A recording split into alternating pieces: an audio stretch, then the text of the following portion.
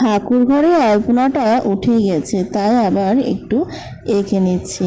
So hello everyone, welcome to Facebook mini ব্লগে। আশা করি তোমরা ভালো আছো, সাথে আমিও ভালো আছি।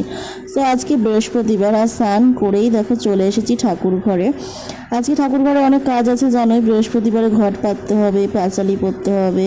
তো তার আগেই আমি এটা সেরে নিচ্ছি, কারণ সকালবেলাতেই ঠাকুর ঘরটা মুছে রেখেছিলাম। আজকে অন্যদিন পুজো দেওয়ার সময় মুছি, কারণ সকালবেলায় মুছলে পুরো ঘরটা ভালো মতন শুকিয়ে গেছে, তো আঁকতে ভালো হবে।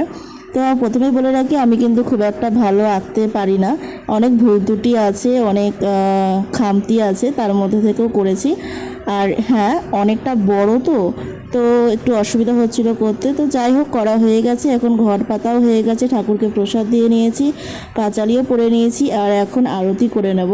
তো তোমাদের ভিডিওটা কেমন লাগলো অবশ্যই কিন্তু কমেন্টে জানাতে ভুলো না। আর তোমরা কে কোথা থেকে আমার ভিডিওগুলো দেখছো অবশ্যই কিন্তু কমেন্টে জানিও। আরতি করে নিয়েছি, আর সামান্য একটু প্রদীপে ঘিও দিয়েছিলাম, পুরো ঘিটা দেওয়া সম্ভব হয় না, তো কিছুটা ঘি দিয়ে নিই প্রদীপে। তো আজকের ভিডিওটা এখানে শেষ করছি, ভালো থেকো বা